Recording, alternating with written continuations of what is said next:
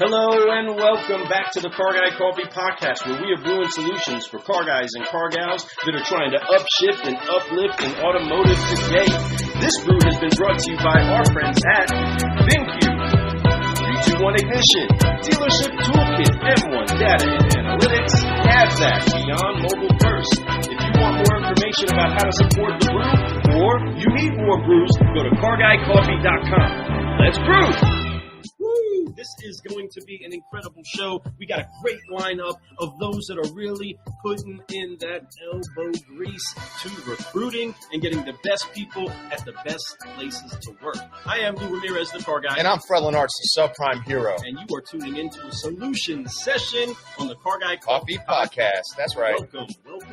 Wow, we have some amazing guests today. Matter of fact, we brought in some people from all over the place. We brought some friends of ours, but we brought some solutionaries. We brought people that know what they're doing. They have their pulse on what's going on with recruiting, with hiring, what's happening at dealerships, retention. So I'm excited to talk about this. I know you dealers, you GMs, everyone out there, you're having this issue right now. How do I hold on to employees, and how do I hire somebody that's ready and motivated right now?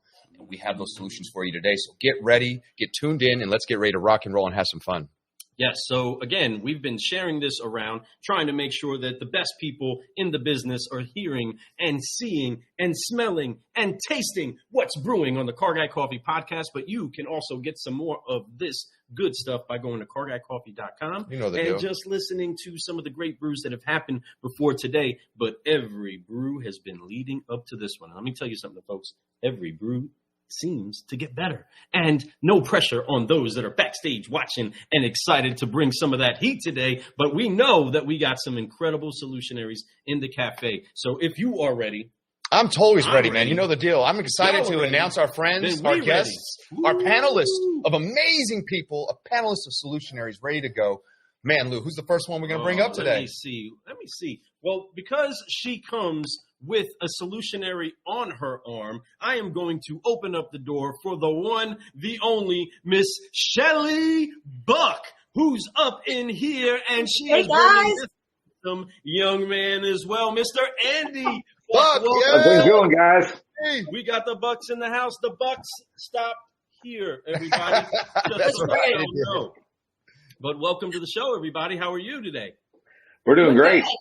Heck yeah. Well, we're going to go ahead and open up another door for another lovely lady as we are connecting the North and the South. Somehow or another, these individuals all found their way to connection points inside of Florida. So without further ado, we're going to bring in the always bright, shining, and smiling Miss Mary-Lynn Wilkin. Welcome. So excited to have you here. How are you doing today? Awesome. You're right. It's shiny out here in Florida. Good to see you guys. That's right, isn't it, son? I love it. Even when it's not, it still is, right? And that's rub it in. And we got one more person that came all the way from the north. Canada. I'm talking about in Canada way, and came all the way down to Florida, and he's starting this business down here that is a model off what he's been doing up in Canada. I'm excited. USA Motor Jobs. What's going on with Scott Traynor? What's up, buddy? Hey, guys. How you doing? Welcome. Thanks for having me, It's a great It's kicking off early with that. So, man, we're excited. As you can see right below us, it says recruiting, and that's what we're talking about here today. We're talking about recruiting and hiring and what the troubles are in today's market. So, man, each one of y'all, I think you guys know a little bit about training and recruiting and hiring. Am I right?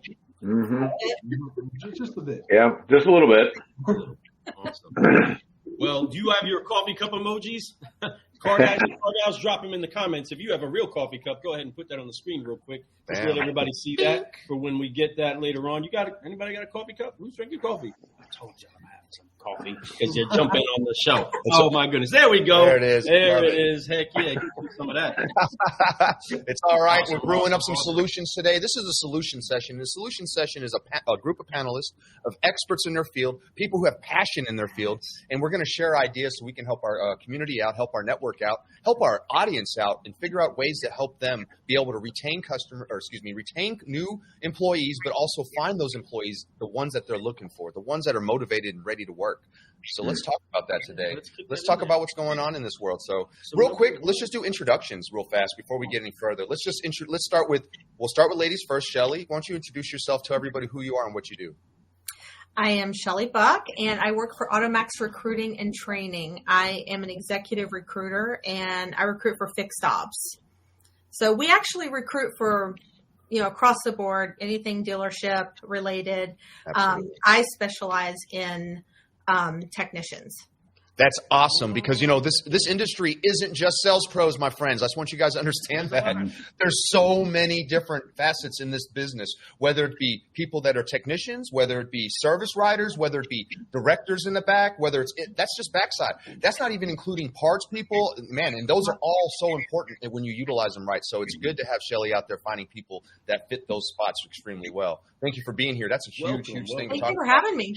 All right. Now we got Mary-Lynn. Let's do ladies first. Okay. Mary-Lynn, how are you? Introduce yourself to everybody, who you are and what you do. Sure. Well, first, thank you guys for having me. My brother's there and glad to make new friends here today. So I work with United Recruiter Networking. We're a network of recruiters strategically placed across the country. I am one of those. We've been all in on all things auto for 12 years plus. So I'm excited to talk with you guys today. Well, we're excited to have you here. And again, she's not just inside of the Sunshine State. She is a bright of sunshine. A bright of sunshine. She's a bright of sunshine.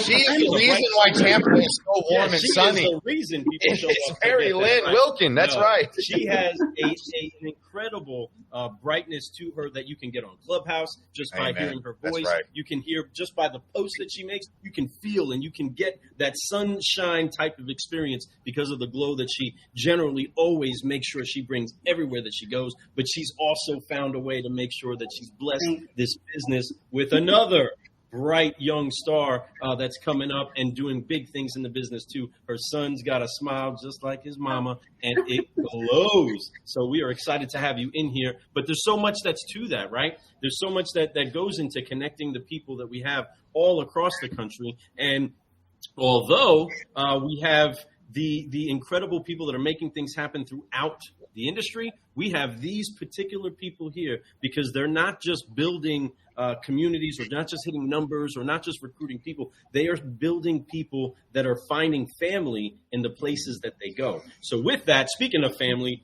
Shelly brought her hubby up in here, and we got Andy, and we're excited to hear about Andy. Andy, tell us more about what you do. Well, my name is Andy Buck, and I'm better known as Shelly's husband, quite frankly, because she does all the heavy lifting. Technician recruiting is probably the most important thing right now in the car business. Amen.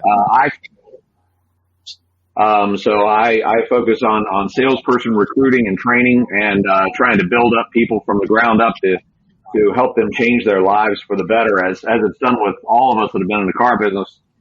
It's a life-changing business if you give it the opportunity and you put in the hard work. So that's what I do. I've been doing that for 3 years. I represent Automax recruiting and training also. So. Heck yeah. Automax is doing some big things. We know a few people who've worked for that company.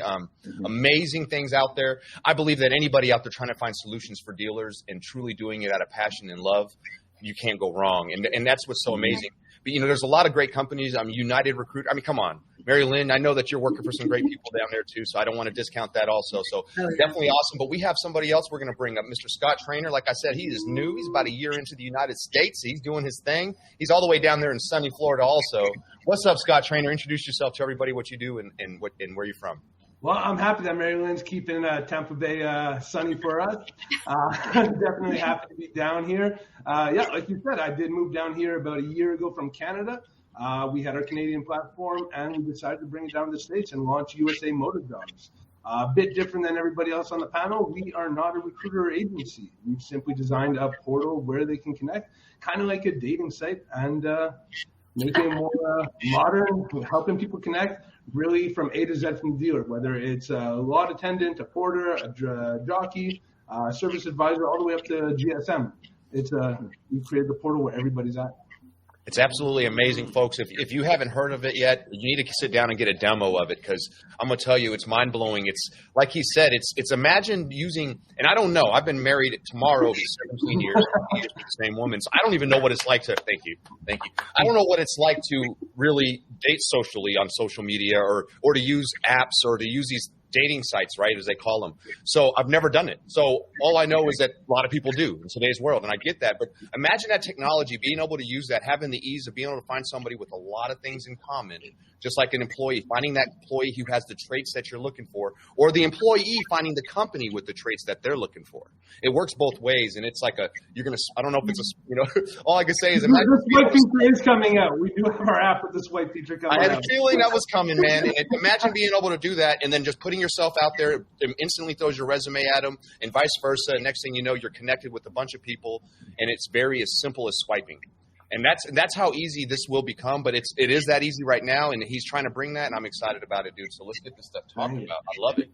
So before we get any real session underway, we need to make sure that we activate the 3 Fs. We drop some F-bombs coast to coast from around the globe. We try to make sure that we get to forgiving, focusing, and flying together. So everybody knowing what the motions are, I know you guys ain't new to this. You're true to this. So let's do this. On 3, we're going to forgive, focus, and fly together. 1, 2, 3. Forgive. Forgive. Focus. Fly. Keep growing. Keep growing. All right, we are here. The show is underway. We are ready to rock and roll. Let's go. I'm excited about this. I can't wait.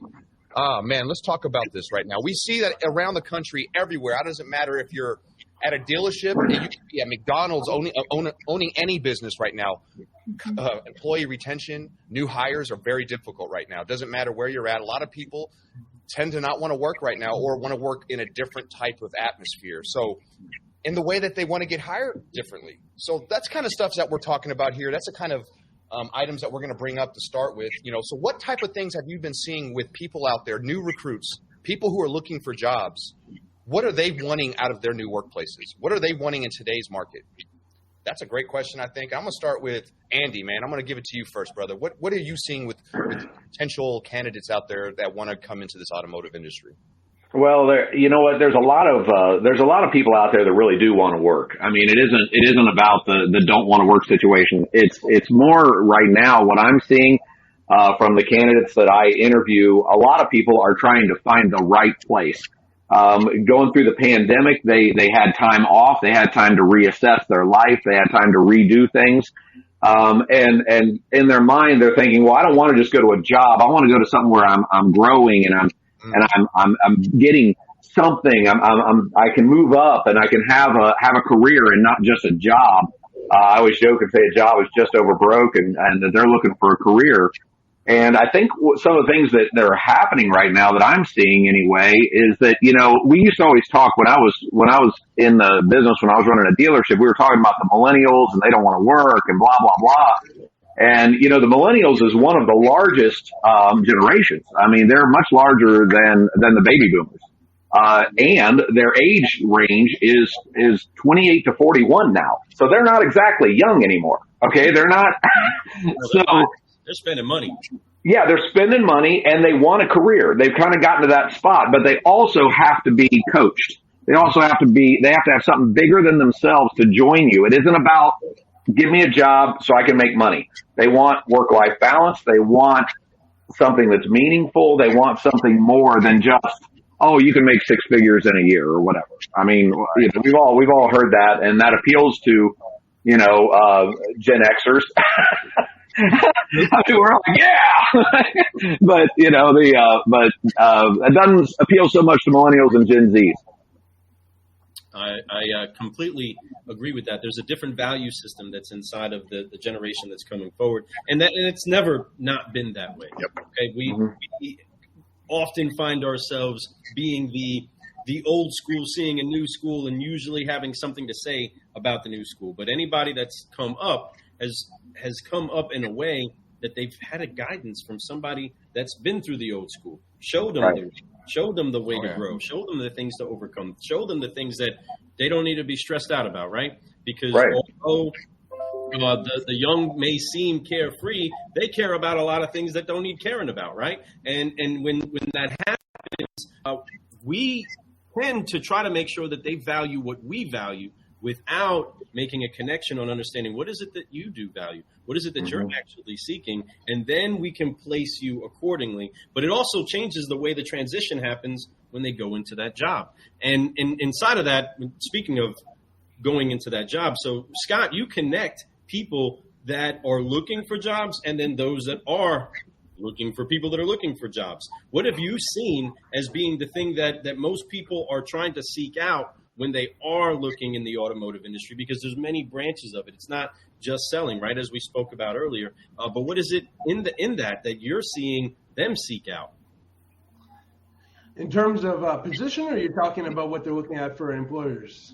As far as what they're actually wanting inside of the job. So not just the job itself, but what are the accoutrements or the extra things that they're wanting to experience inside of that job? Yeah, because here's the deal: jobs are jobs, but much like earlier Andy had mentioned, there people are looking for careers now. They're looking for futures, like they want to have retirement, 401k, or whatever it is. That's what I think lose meaning. Is like, what are they looking for that's extra besides, hey, here's a good job that pays well? What do they want? Yeah, well, definitely being a platform that has several groups and stores on board, we do see a trend. It's not about the salary anymore, and that's what we're pushing these dealers and groups. They want to know the culture. They want to know the hours, the work-life benefits. Nobody wants to work to live anymore. They all want to, they want to be able to have the balance, to feel appreciated, to know that they can grow. And some of the top performing groups that are on our platform are the ones that are showing that they care, that it's not just, hey, here's a piece of lunch as a bonus. It's here's the room for improvement. Here's how we appreciate you. This is what we can do to bring you to the next level. They're not giving them a job. They're really giving them a career.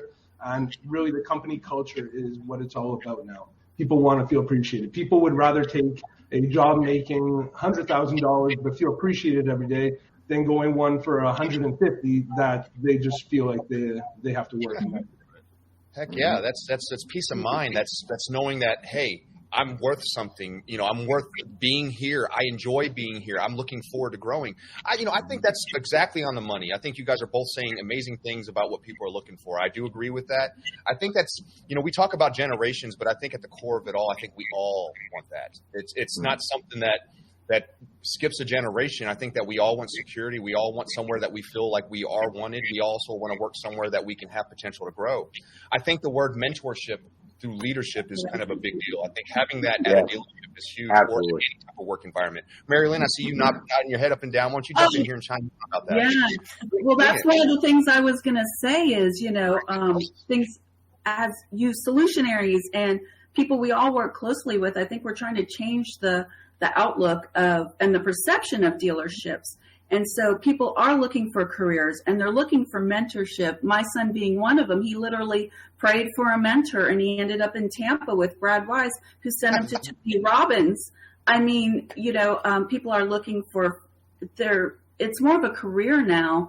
And so they're not wanting just bell to bell. They're like, there's moms out there who want a good, lucrative career, but want to be able to be at their kids' soccer game. So I think it's a shift in culture. Flexibility and scheduling, mentorship, and growth in their career. Love that. Great answer, Mary-Lynn. And that's so on the point. Like she said, she has a son that's currently in automotive. She is too. She's been in automotive for a long time, but going to the group firm and having mentorship through somebody like Brad Wise, who just loves to pour into his team, loves to see his team succeed, but doesn't just tell them to succeed, shows them how to succeed, brings in tons of trainers, brings in all kinds of opportunities, not to mention the people that he surrounds himself with at those stores are high, they're high level salespeople and they do their jobs. I mean, I've seen what, Brad doesn't hide the fact that a ton of them driving Corvettes and all these types of things. He looks at the employee parking lot and goes, holy guacamole, look at that. It's crazy. Blessing, it's one of those things when you can afford it, you should get it, right? Especially when you're young and you're coming up in this business. But as we get older, I know for me, there's times where I start to look at the way I want things is slightly different. I don't need the high flashy car anymore, though they are nice to drive, So let's talk about that. There's people that are coming up in the automotive right now that are young, right? But let's talk about the people who are maybe just retired from the military. Maybe they had a career that they just felt dead end after 20 years. And they were like, I'm just not growing here. I am kind of standstill. Maybe every 5 years I have a chance for a dollar raise or whatever it is. How about raise based off of my efforts, right? And that's what this industry does bring you. It's based off your efforts, how far you can go. You always get back what you put in. So let's talk about people out there that are in that that right when you talk about that generation, let's talk about 40 and higher, older. Are you seeing people out there right now looking to get into automotive right now in that age group? And if they are, what are they wanting out of it? We'll pass that over to Shelly. Yeah, let's do that. I think, that age group is a little different. Like when I talk about, when I talk to the younger, I'm noticing they want time off. They want a 4-day work week. They want to know like what charities are what charities are the company contributing to, that kind of thing. Yeah. But that 40 plus, they are kind of looking for the money, and they're the people who will put in the work. I mean, they'll work 12 hours a day if they have to, and work extra hard at whatever you put in front of them. So it is a difference in mentality, and I guess the way they were raised it was just a different generation, but that's what I noticed. 100%. I think that, it's kind of like what we've seen our parents do. They say, well, hard times I can't even think of the saying. Like hard times make people strong, right? They make you stronger because you go harder, but easy times make you softer. So that's kind of what they're saying. I'm not saying the words exactly. Hard times make hard men, soft times make soft men. Yeah. Right. And I do see that, and I do believe that. But at the same time, I think inside of all that, there is differences. I think that even in the easy times, it helps there's some people in there that are figuring out new things for the future with this easiness, right? We do have the technology of social media. We do have the technology of the internet. We do have the technology of having a cell phone in your hand that is literally the best computer. If we had this kind of technology in our hands like 20 years ago, we would have been. It's crazy.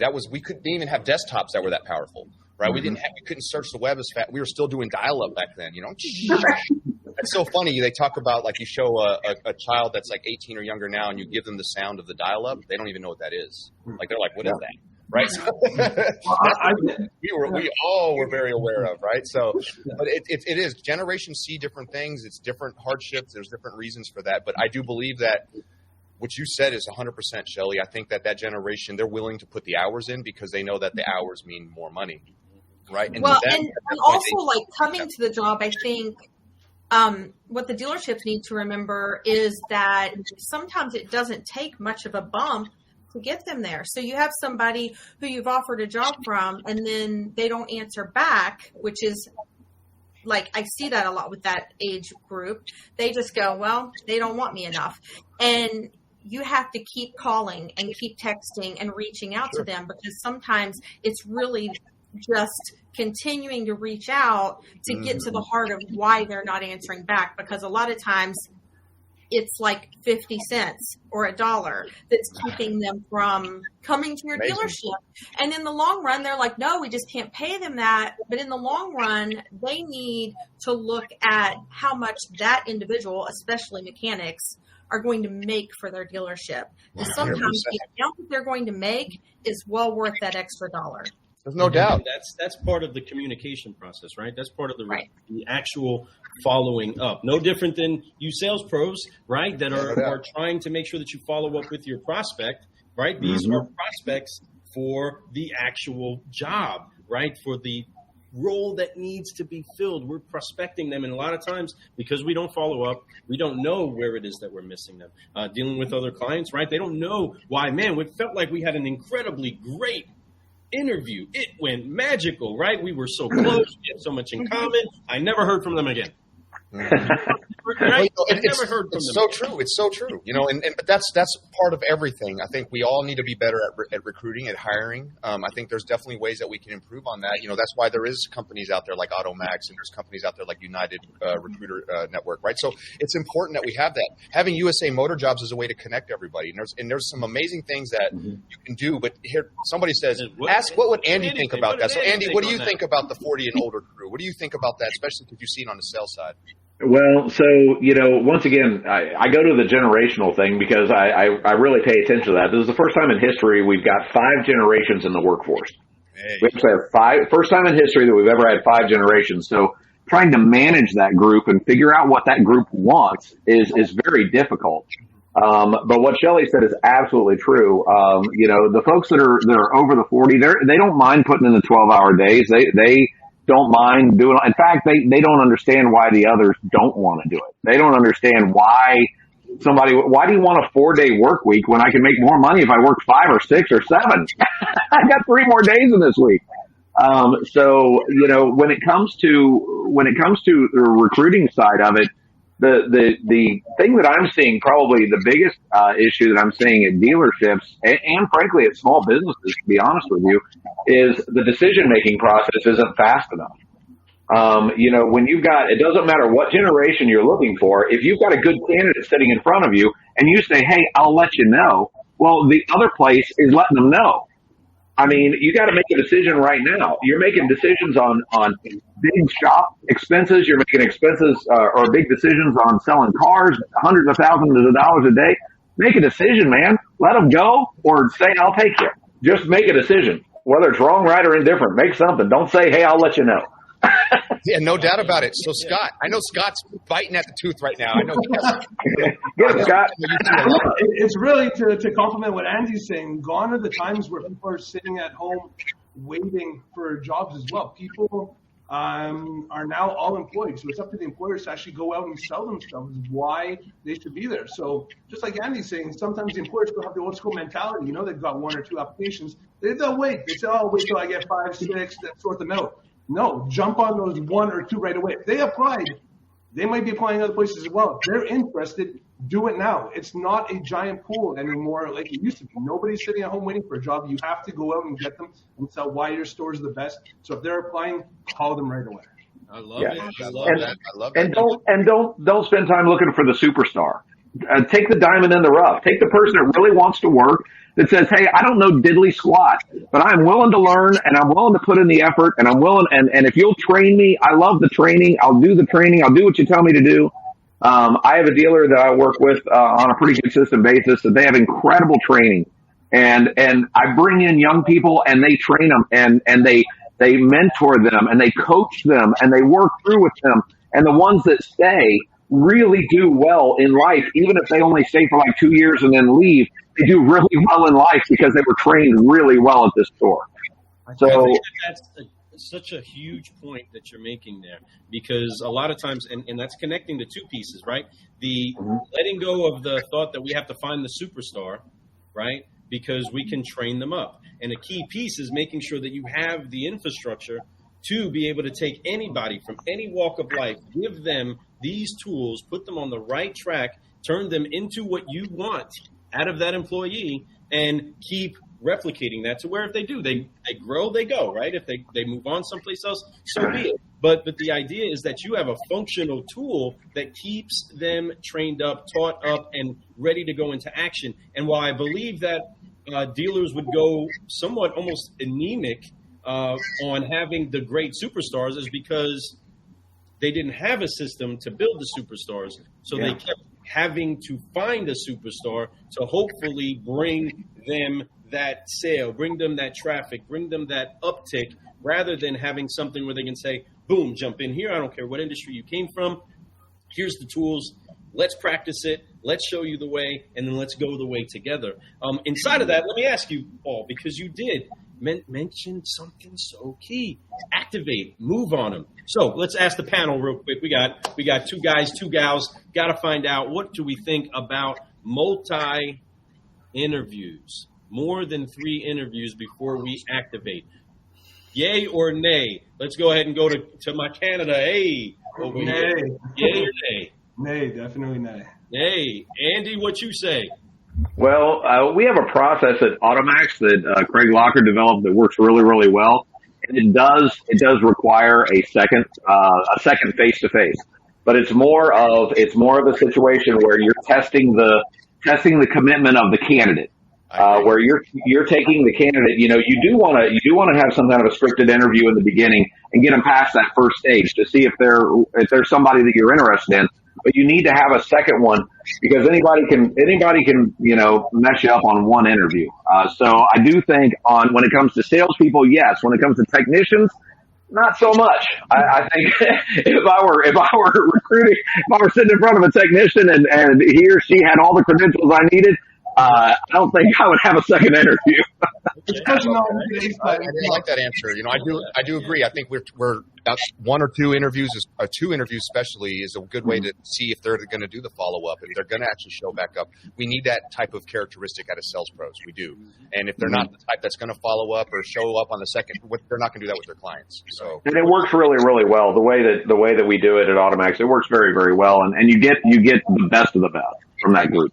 Facts. What about you, Mary-Lynn? What do you think about that? Yay, nay? 3, nay. I agree with Andy on the tech. At Nissan, when I was at Nissan, they used to have to interview with 3 people, but we would get 3 people to interview them in the same day. We'd have 3 managers talk to them while we were there because you don't want to lose momentum. So second interview I can go with, but make it quick. Don't lose momentum with candidates. I love that. I love how you said that. Don't lose momentum with candidates. Folks, listen, we talk about that and we preach that to our sales pros to do that with their customers. It's the same thing in the service reps, all that stuff. We got to make sure that there's urgency, and we also let them know that we want their business. We also want them to come work for us, whatever you want to call it. And when you do that, it makes them feel wanted, and they'll make them work a little harder when they come too, because they're going to be like, this is a place that wants me to be there. And time is up to your deal. Especially when you find the right recruit. When you hit all the right checks on that box, you check all the good boxes, right? And when you do that and you're able to do that, then it's like, hey, let's get them. And I totally agree. I 100% agree with each one of y'all. No, 3 or more is too many. Now, I do believe we need to hire slow and fire fast. I do believe in that preaching because, you don't want to let people sit around and cause any type of negativity in the store, especially when you're letting somebody get away with something multiple times and no one else can, in a sense, right? So you got to make sure you do those things. But I do believe finding the right people, you need to make sure you get on them and latch onto them and let them know how much you want them. So what say you, Miss Shelly? I personally deal with technicians, advisors, all the fixed ops side. And on that side, I'm saying hire fast. Like most of these guys, especially technicians, if they're interviewing with you today, they're probably interviewing with 3 other people the same day. Mm-hmm. They have a day off. Their time is precious. They've packed interviews the whole day. And I guarantee you that one of those people is going to make them an offer and grab them up, and they're going to be working for them next week. Mm-hmm. And if you don't do it, you're going to lose them. Well, look at that, teeing it off for Scott, because he gave us a nay on it, but we didn't let him explain the why behind that. Right? Brother, why would you say nay to that? Yeah, well, it was more in the question was the 3 or more interviews. 3 or more interviews is definitely too much. And I agree with everybody else on the panel where techs are they're in demand. There's not a lot. If you have a good tech who's ready to work right now, grab them. I've seen too many stores desperate for them and then wondering why the tech didn't come back for the second interview. Well, they got hired somebody else on their first interview. Yep. Salesperson, yes, Andy, I agree. You can do a follow-up, but a non-formal, unofficial follow-up on the second one if necessary. But no, techs and service advisors, go right to it. Awesome. So, I mean, there's a reason these dealers are throwing out $10,000 signing bonuses. Yeah. Go ahead, Shelly. I have had a lot of dealerships who will do this. Like if they want the second interview, they grab them. They say, we're prepared to make you an offer. Would you like to come back in and meet everybody in the shop and shadow for like half a day? There you go. And that's kind of a way of getting that second interview without, actually making them think they're having to go through another interview. But even when they do that, I'm like, next day, like get them in there quick. I agree with that. I believe that's a good way to get the new candidate an opportunity to feel like they're qualifying the dealership too, making sure that, hey, this is a place I want to work. They can go in here. They like the people. See how it feels, see what the vibe's like. Because if you don't like the vibe and you can tell that it's just going to be offish, I don't want to be somewhere I don't feel wanted either. Or it just doesn't, it's not going to be in the process of how I like to work, right? So you got to make sure you know that before you make a commitment, because commitments are huge. I'm a big deal about when I commit to something, I'm going to give it my all. I'm going to give it at least that 90 days, but usually when I work somewhere, I work there for like a long time. I'm very committed to the people I'm around, especially when they're committed to helping me grow. So, and it's a big step. So let's figure this out, because car guys and car gals want to know. We have these incredible recruiters in the room that know how to focus on finding the best of the best. So get your pens out, car guys and car gals listening, watching, hearing this on the podcast. we're going to go ahead and pull this over to Mary-Lynn. But this is a question for everybody. Where are you finding them? Where are you finding some of your best candidates? How and where are you finding them? Mary-Lynn? We are just actively always looking for people who are working and not, posting to job boards, because we want people who are working, career-minded, not just wanting a job. So actively looking for people who are working. Love that answer. If they're working, right? If they're working, I want them. Heck yeah. Shelly? I agree with her. Like most of the candidates that I'm placing, I'm not finding sometimes, the job boards, that's okay. Like they apply and we do get some from time to time, but I would say most of the candidates I'm placing are coming from me being proactive out there, searching for them, finding them. They may not even know that they need a change, but I'm finding them and convincing them that they do. And it does. It's a lot of work. It's a lot of time. And sometimes you have to call and text and call and email. And it's not just one or two times. It's call until they answer. Amen. That's what I'm talking about. That's what we try to preach and teach, even on the sales floor, no matter what we're doing. Always. Dial and dial and dial, right? You never know, because some people sometimes are just busy. Next thing you know, that's that one time that you get a hold of them is the time that it works. Yeah, you know what? Let's talk right now. I just had a bad day at work. My boss doesn't appreciate me. So many things. And I want to put it off. When you get that, go on. Please tell me more. You know what I mean? And then hire them quick, because tomorrow might be a better day. Oh, yeah. The boss brings some donuts, coffee, and they're like, well, you know what? It was a good day today. Yeah, exactly. The boss bought lunch today. Now, all of a sudden, their whole idea to change their life went out the window. Right? I mean, I've seen that happen before, too. Well, wait a minute, man. I just bought a new desk for you. We got new phones. We got a whole new computer set up. You're ready to go. Like, yeah, well, remember how bad I said it was? I mean, it's still that bad, but I got tickets to a game. Or something silly, right? It always be some tiny little thing that I love you again. So, Scott, inside of that, outside of USA Motor Jobs, I mean, where are we finding them? Where are we finding people? So, like I mentioned, we're a bit different because we're not actively going out to try to find somebody in the workforce. Yes, people do come from us who are already in the workforce through our portal, but we're doing a bit of we're trying to change it up a bit because we're not a recruiter. We just want to bring people to our portal to connect with their jobs. We're out there at car shows, car events, car meets. We're at high schools trying to get the next generation into the automotive. So, I mean, when I was the 13-year-old, guess what? I went to car shows. I ended up in the car industry, Always pay to the 13-year-old at the car shows. If he wants to sit in your nice car, let him sit in your nice car, because he will end up in our industry if you give him the taste for it. So we're out there. We're working with trade schools as well, obviously. We're working with some veterans associations. Thank you, Lou, for your service as well. And we do have. Oh, sorry. We both. But I'm not. Yeah, but it's all good. No, definitely. He did the Army. I did the Air Force, so he did a little bit harder time than I did.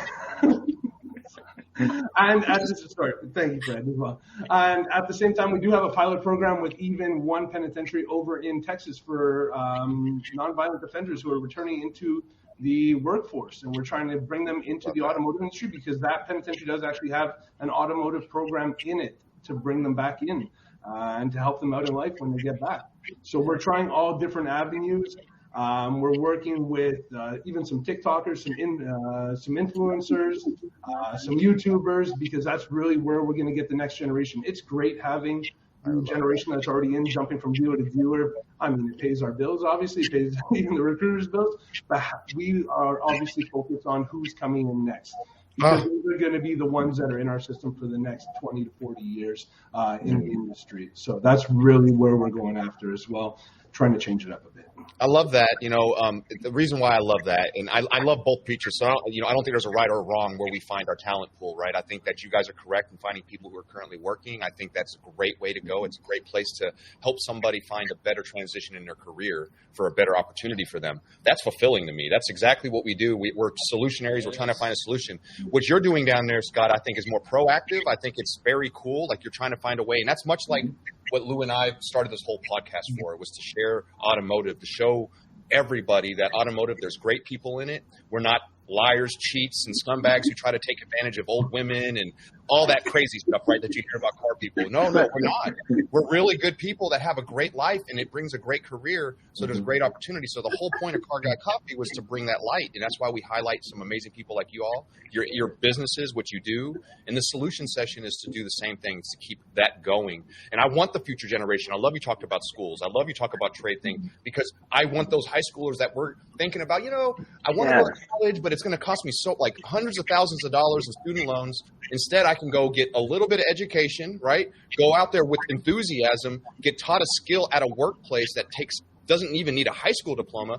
You talked about people that were coming out of nonviolent criminals, right? That's fantastic. That's giving them, hey, look, we accept nonviolent criminals into our industry, and it's okay as long as you change. You can't be somebody who's going to come in here and be the same, but we're going to show you a new skill so that you don't have to go back to that old way. Matter of fact, the skill will pay you so well that you're like a professional who went to college for 4, 5, 10, 15 years, right? So it's very true. And I know that because I've done it. And I know that I didn't think it was possible. I was going to college for an $80,000 job. Like if I killed it, right, I'm going to make $80,000 a year. And then I started selling cars, and I was like, oh, no, why did I go to college? I'm not saying that it's a bad thing to go to college. It's great. I met a lot of great people, and if I didn't go, I probably wouldn't be in the industry, right?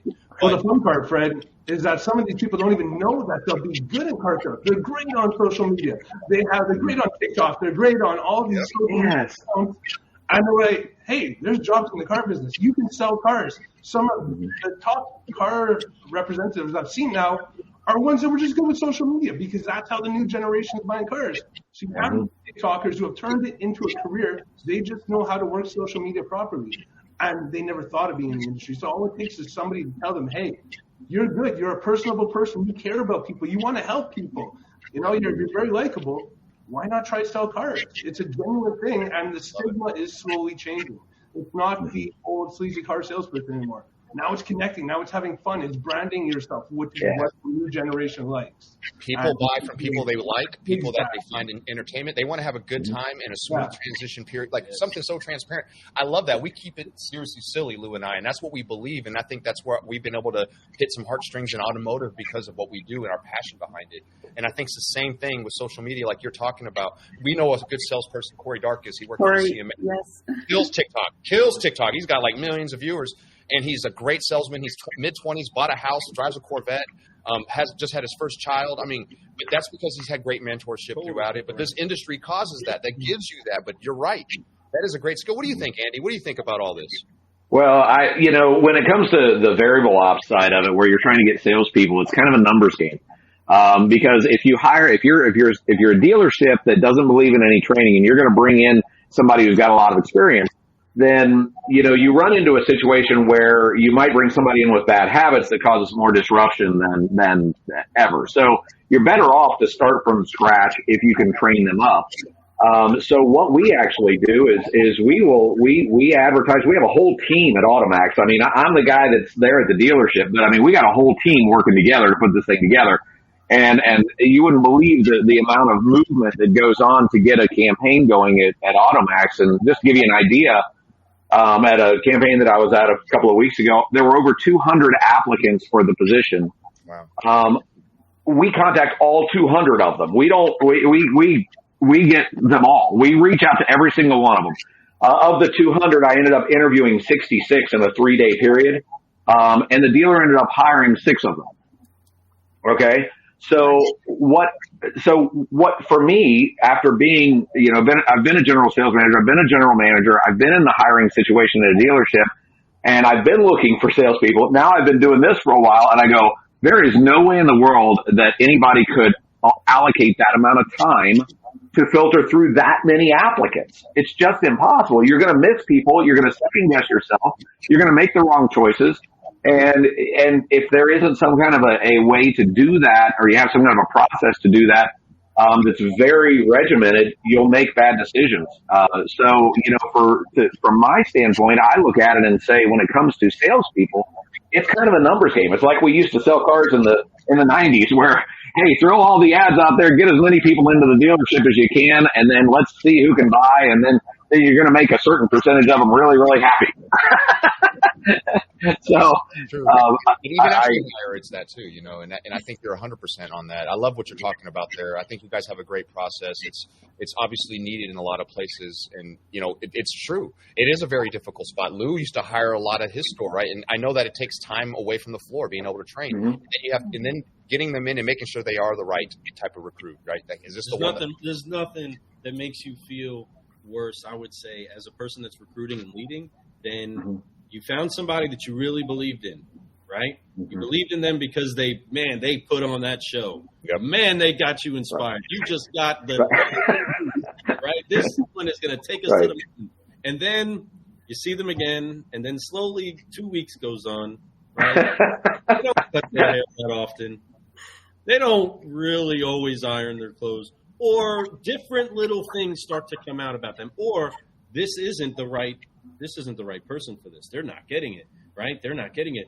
There's a deflating thing that happens when we start to invest in them as leadership inside of the store, right? When we start to put it in, give them what it is that they need to succeed, and then it just goes flat, right? Well, and go anywhere. And you can't. Go ahead. You can't. I was going to say you can't. That's why hiring as a group is so much better, because the way that I look at it, because once again, when I was at the store, I'd hire a salesperson and I'd spend all this time training him or her, and then she'd leave. And it was like, oh, what happened? And, you know, I spent all this time and, you know, I wasn't a chief employee. I wasn't you know what I mean? My time was very valuable there at the store. I could spend more time selling cars or getting cars sold. How about that? And make a lot more money for the dealership. So, you know, hiring in a group, when it comes to salespeople, hiring in a group, you can take that 6-figure sales manager and say, hey, this is your group and you're going to train them for the next week. And you're not desking deals. You're not doing any of that. You can take these 5 and do that, because you'll end up with, hopefully you'll end up with all 5, but reality is you'll end up with 3 or 4. And you've got 3 or 4 well-trained individuals that know that somebody spent the time and didn't just say, hey, the keys are over there, the cars are outside, you know. Hope you do a good job. And they create that connection. Go ahead, Mary-Lynn. What were you going to say? I want to hear this. Hire in a group like that, you know, they create a connection and a bond, so they have somebody to turn to when they're feeling a certain way and not having to go to the manager. So there's benefit to it in that area too. It is huge. You know, I could tell you, being a prior military, you know, obviously that's how we did it. We came in as a group, and this was like your flight. I was there.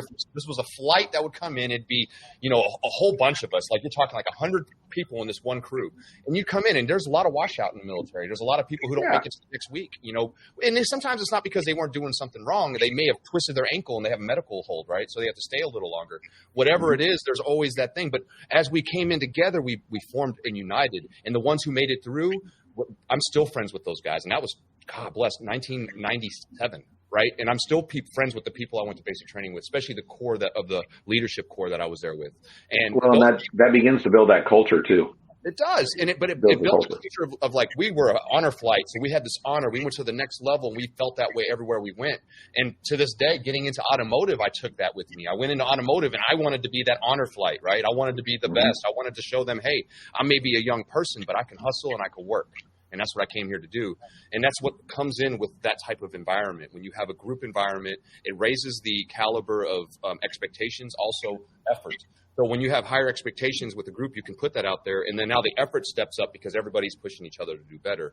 That's why I believe competition is great for the soul. It's great for business. You know, it's not something you should look at and go, I hate them. No, you should be like, man, that's great. What are they doing? That's so different than me, and how can I make it better for my company or my business or for my sales or whatever it is that you're at, right? So, but that's why the grouping is so important. It's also that battle buddy aspect, right? We can have an entire team, but there became an accountability level to where you don't go anywhere by yourself. Right? You're going to go, you two together, go here, have each other's back, learn, role play, do all the things, right? Study the lessons that you're supposed to know. But that's key, especially when you hire groups. And so some people, not everybody's going to hire 20 people at a time. Not everybody's going to interview 20 people at a time. Some dealerships that are watching right now or listening to this on the podcast are looking for 1 or 2 guys, right? 1 or 2 gals, 1 or 2 candidates, right? And that seems to take up so much time. But highly, highly, highly suggest that anybody listening or watching this, you do hire two together, help them to train, help them to rehearse, help them to lean on each other, and then figure out where their strengths are. Because you have two totally different people that have to learn the same process, but you have to communicate it in a way that each of them gets it. But if they have each other, I know that this entire panel would agree, have a person to back them up, have at least two people together inside of the group. I know we were hired inside of a group, but when we have those people to go over back and forth to figure out the things that we're struggling with or help us to understand it. It also gauges your growth. Yeah. You know where you're growing. When you see around you the same peers, you know if you're leveling up or if you're staying stagnant. It's very easy to tell. It's hard to tell when you're amongst professionals already. Right? But when you're new in this business, you don't know if you're growing or not. But you see that people around you. And let me add on to that too. When I stay and actually do like a week's worth of training, the dealer has me stay and do a whole week's worth of training, road to a sale type training. The retention of those employees goes up to about 80% past 90 days. I mean, it skyrockets. It goes way, way up, which is much higher than the industry average. Just because the dealer spent the extra money for that training to be able to do that. And, you know, dealers often don't think about retention as being a big deal, but you know, it's $10,000 to $12,000 every time you fire somebody. I mean, from the time you hired them in and brought them out. So, you know, you say, well, it doesn't cost anything. They're just salespeople. No, it does. It costs you $10,000 to $12,000. That's just what the average is to let somebody go. So, you know, you want to make sure that if you get them and they're pumped up and they want to be part of your team, doggone it, train them. Whether you pay somebody to train them or you train them yourself, invest in the training. Oh, and it's easiest to train somebody when they're new. It's the pros that don't want to train. I don't need it. I've been selling cars for years, even though they need it for most people because there's always new adaptable ways to sell vehicles today, move units today, and help people today. But definitely, you're so right on the money on that, man. I love that you threw that in there. You know, we're getting close to the end of the hour. Man, this has been a lot of fun. I'm excited. I do want to get some final thoughts. You know, I love that we're talking about recruiting. We talked about the best places, the best generations or whatever, not the best generations, but how to recruit from each generation. It's my generation. Oh, but hey, listen. But the truth of the matter is that you know, there's a lot of great people out there, and there's a lot of ways to be able to find them. But the thing is you have to put it out there. Let people know what your business is. And earlier, Shelly, I believe it was you who talked about, they want to know if they even have what kind of companies you're not investing in, where you're donating your time and your money to. You know, are they doing anything for the Red Cross? Are they doing anything for whatever? You know, foster children. What kind of impact do they have? There you go. Exactly. And I think that's important that we talk about those things. So as a dealership, as an owner, as a business, make sure you let your community know what you're doing for the community. This way that people would want to come jump in and help. And that's a lot of times that is a motivating force. Hey, listen, they're doing this. I want to go in there and help with that too. That'll get people to move one more piece of metal, make that extra phone call sometimes to help with a charity out there, and that's huge. So, no, I think it's great. I had a great time. So let's get some final words in here. Shelly, I'm going to let you go first. So what do you think about everything? What would you say to people if they're thinking about recruiting into business? Well, I think they definitely need to reach out to someone like us because they don't have the time to do the things that we do. I mean, these dealerships, they're busy, especially the service department. Service managers they don't stop the entire time that they're there. So really the best thing they can do is hire someone like us who can do that hard work, work tirelessly all day doing what they can't do so that they can do what they do best, which is run the service department. Mm-hmm. Love it. Awesome. Love it. Awesome. That is great news. And that is truth. And listen to that. Reach out to these panel, any one of them, and I promise you they'll help you find a solution. A conversation is free, so just do that really quick and reach out to them. So appreciate you, Shelly. Thank you for being here today. You're amazing. I'm looking forward to hearing more about what you're doing and watching you grow, my friend. And I love what you do with your children. I know how much you love them, and I'm glad that you guys made it safe from that little night of flat tiring. I know. I heard about that. Get home at 3 a.m. Hey, that's what we do for our family when we love them, right? And that's too old for that stuff. No doubt about it. Let's go to Mary-Lynn. Mary-Lynn, final words? I just think, if you're thinking about bringing recruiting on is, a lot of dealerships are under the impression that recruiting is an HR function, and it's not. It is really an operational function. And we team up with the executives. Mm-hmm. We're the contact for the executives. Let us do the hard work. Let us be your go-to, and, let HR do HR. let the operation side do the operation side, and I think that's where we come in. Excellent. That is so amazing. So I'm going to go to Scott. Scott, man, tell everybody how to get a hold of you and what benefits are with USA Motor Jobs. Yeah, so if you guys aren't going to be using one of the other panelists and you don't necessarily want to go to a recruiter and you want to try something a bit different, not saying it's better than recruiting, it's different. It's a totally different approach. Connect with usamotorjobs.com. You guys are going to see how the candidates rank up. It does rank them up, shows you where the highlights are, shows you what you might need to work with them on, and it'll re-rank them for you. We're trying in whole new ways to bring people into the industry, and we'd love to have you on USA Motor Jobs. I love that. You got to have your fishing poles in so many different ponds, man. I promise you, that's how you catch the fish. So I appreciate you for sharing that. It's true. Not everybody wants to do it through recruiting. Some people want to do it through something like as easy as swiping left or right. Mm-hmm. All right, Andy. Now it's your turn, brother. You're the last but not least. Well, thank you so much. And as far as the flat tire is concerned, I'm way too old for that. In fact, during that whole thing, I think I fell asleep at 8 o'clock and then woke up about 10:30 and was like, yeah, let's go bail him out. So I had to take a nap in between. But anyway, when it comes to recruiting your candidates and getting good people, like Shelly said, call somebody. I mean, or reach out. Try something new. I mean, you have to take the time to get your people, because being understaffed is costing you money. Bad hires are costing you money. Not training them and not retaining them is costing you money. And you all know that. Everybody knows that. We all know that. But, I think there was a client that I had last year that was it was pretty eye-opening to me, quite frankly. They were having trouble getting anybody to hire anybody at their store. They had tried for like 6 months, couldn't get anybody to hire, and they were one of the top used car dealerships in the region. And I came in, we did our campaign. They ended up hiring 8 out of the class. I got them back 12, and they hired 8 out of the 12 that were there in the class. Okay.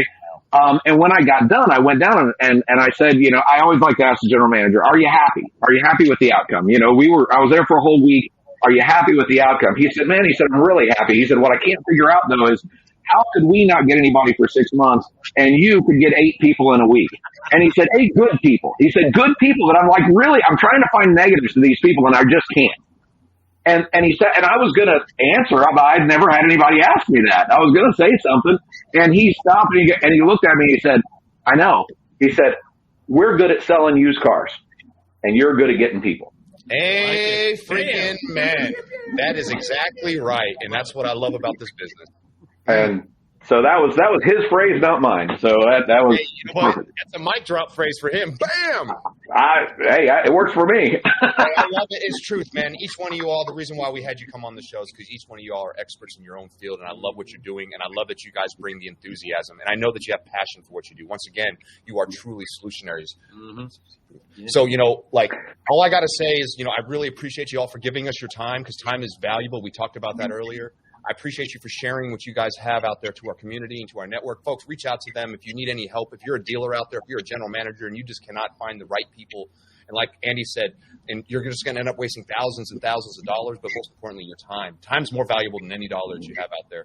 And when you're somebody running a very popular store or somewhere that's getting traffic, you have to be there to help with that. So find people, find software out there, find a website out there that can help you be able to find those people. And I promise you, let that come off your shoulders so you don't have to hold on to it no more, so you can keep focusing on what you want and fly to where you want to go. Man, that was awesome. This has been such an incredible show. But we have to make sure that all of the solutionaries that are out there know that Shelly, Mary, Scott, and Andy are 100% CGC approved. We are excited that each one of you have been joining us in this session where we have not just talked about the problem in recruiting, but we have really brewed a solution. We have some incredible days in front of us, and we cannot wait to see who you all recruit to join our ranks in the automotive industry, because this is an industry we're proud to see getting better